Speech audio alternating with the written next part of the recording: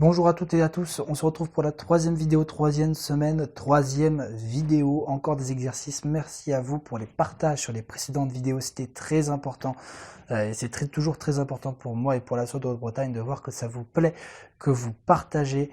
Donc continuez comme ça sur cette troisième vidéo, ce serait super. Aujourd'hui on va faire à la maison. Pourquoi? Parce que dehors peut-être il fait beau mais il y a beaucoup de vent et il fait très froid. Et des fois, il ne fait tout simplement pas beau. Donc on va se retrouver uniquement sur des exercices tapis maison. Donc on va tout de suite partir sur le matériel et ensuite on verra pour les exercices. Allez, c'est parti, à tout de suite. Pour le matériel, exactement comme je vous ai dit, on n'a besoin que d'un tapis, pas plus. C'est parti. Alors, pour notre premier exercice, on va juste venir trottiner tranquillement sur place pendant 10 secondes. J'essaie de garder le buste droit et d'avoir un petit rythme.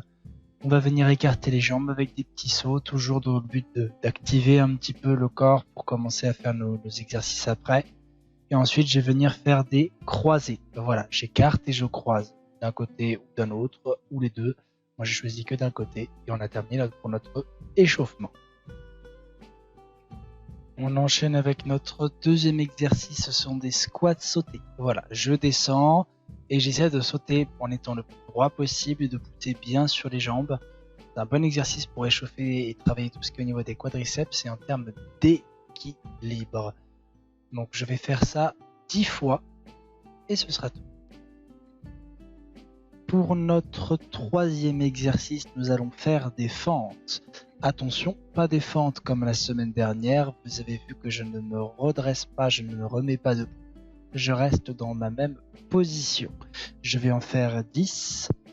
Je vais changer de jambe et en faire 10 de l'autre côté. Le but est vraiment d'avoir le genou de la jambe avant au-dessus de la cheville et le genou de la jambe arrière le plus proche possible du sol.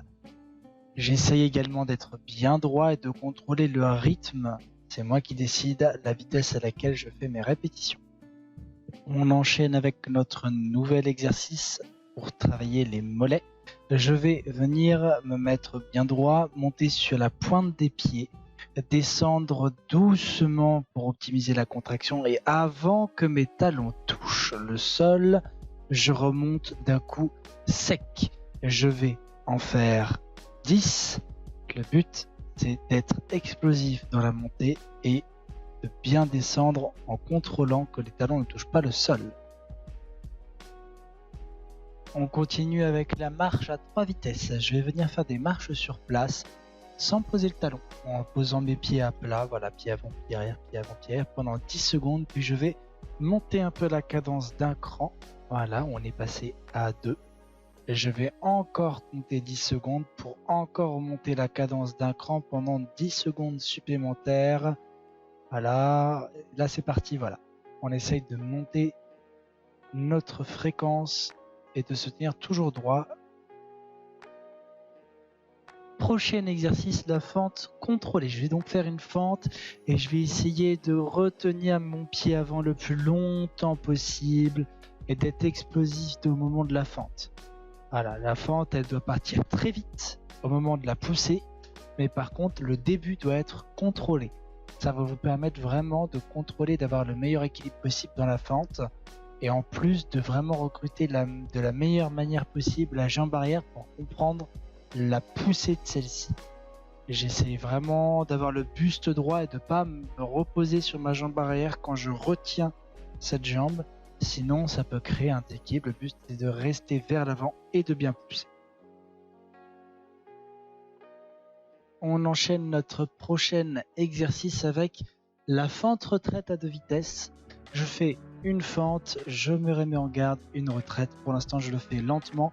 Alors, sur cet exercice-là, il y a peu de place là où je suis, donc je ne pourrais pas vous le faire de la meilleure des manières. Mais voilà, pour l'instant, je fais ma fente et ma retraite. Je vais le faire 5 fois, puis je vais le faire à une vitesse plus élevée. J'ai essayé de le faire à fond les ballons. Alors là, je vais pas le faire avec un peu de place, mais j'essaie vraiment de le faire le plus vite possible. La fente, le retour en garde, la retraite.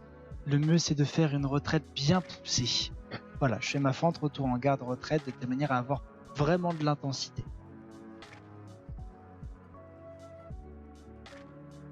Allez, l'escrime est terminé, on va passer à la préparation physique avec tout de suite 5 pompes. Si c'est trop compliqué, on les fait sur les genou. J'essaye bien entendu de me tenir droit. On enchaîne avec les abdominaux. J'en fais 10 de face. J'essaye de ne pas utiliser ni mes coudes, ni mes genoux pour m'aider à monter. Je travaille vraiment, je contracte mes abdos de telle manière à ce qu'il n'y ait qu'eux qui rentrent dans le processus de montée du corps. J'enchaîne tout de suite après avec le travail sur les abdos latéraux. Je vais donc bouger mon buste de droite à gauche en allongeant la jambe opposée. Si le buste part à droite, c'est la jambe gauche qui s'allonge. Si le buste part à gauche, c'est la jambe droite qui s'allonge. C'est vraiment un excellent travail pour travailler tout ce qui sont sur les abdos de côté qu'on oublie encore une fois, je l'avais rappelé.